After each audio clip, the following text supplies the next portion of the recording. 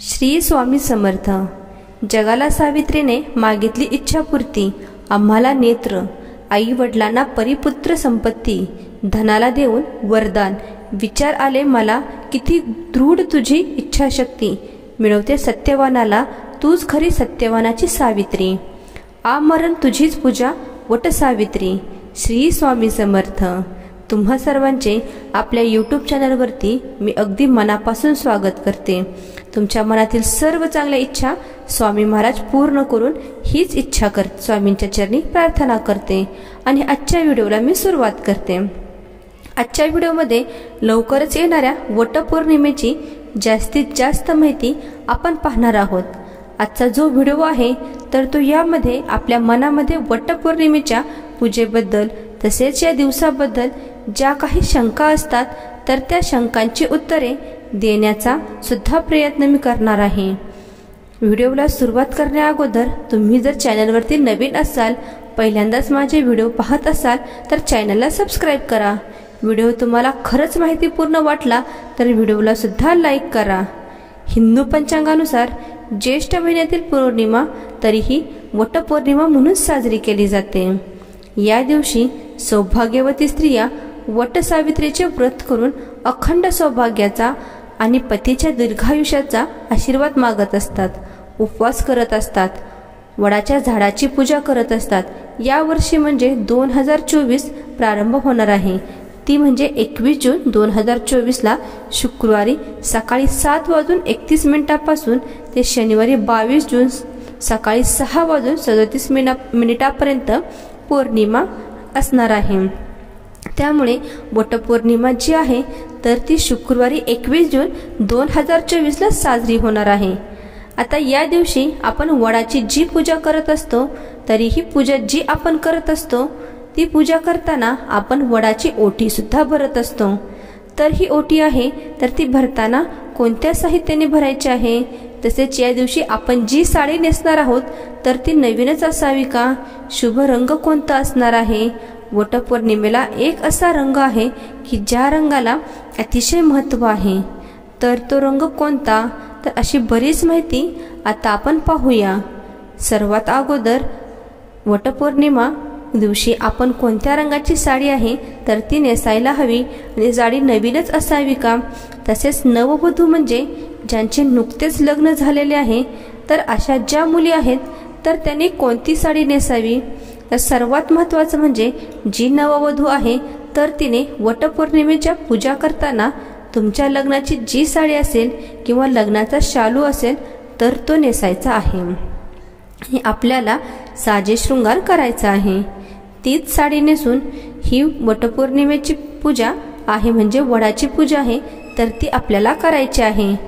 परंतु काही कारणाने तुम्हाला जर ती साडी नेसणे शक्य नसेल तर मग तुम्ही इतर साडीही नेसली तरीही चालेल।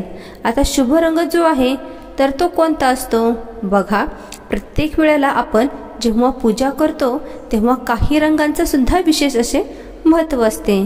तर वटपौर्णिमेची पूजा करताना जो शुभ रंग असतो तर तो असतो पिवळा।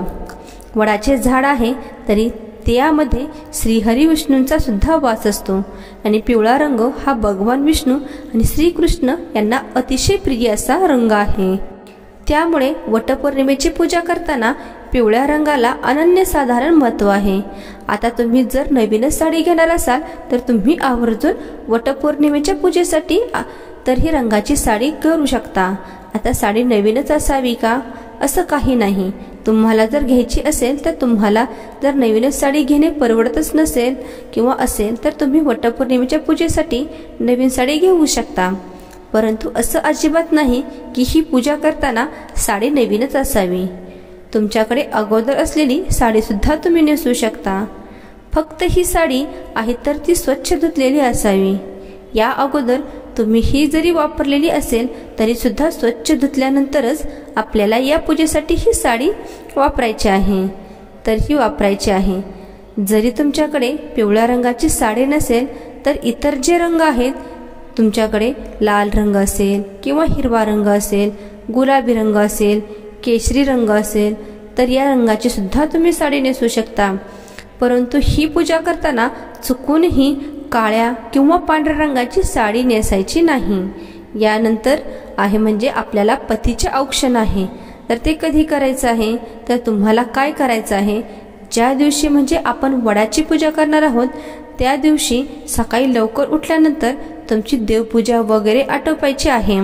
यानंतर तुम्हाला तुळशी मातेची पूजा करायची आहे आणि यानंतर तुम्हाला पतीचे औक्षण करायचे आहे आणि यानंतर तुम्ही वडाची पूजाही करू शकता.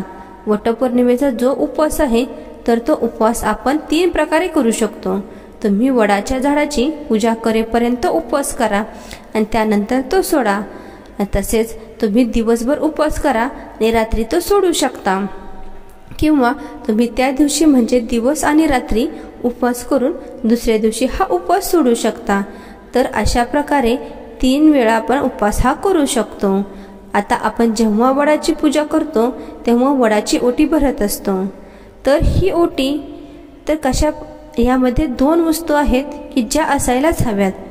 तर त्या कोणत्या वस्तू आहेत, तर बघा, आपण जी वटसावित्रीची पूजेची ओटी भरत असतो तर त्यामध्ये गहू आणि आंबा तर या साहित्याने ही ओटी भरायची असते. इतर वेळेला आपण जेव्हा ओटी भरतो तेव्हा त्यामध्ये ओटीचे बरेच साहित्य असतं, परंतु वडाची ओटी भरताना इतर गोष्टी नसल्या तरीही चालतील आणि असल्या तरीही चालतील.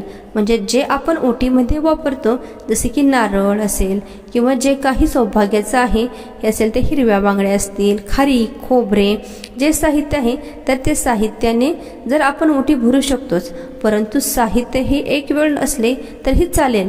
परंतु वडाची ओटी जी आहे ती गहू आणि आंबा म्हणजे ब्लाउज पिसावरती आपल्याला गहू आणि आंबा ठेवायचा आहे. तर या 2 वस्तूशिवाय ही ओटी आहे तर ती अपूर्ण मानली जाते. त्यामुळे आपल्याला या 2 वस्तू ओटीमध्ये भरायच्या आहेत.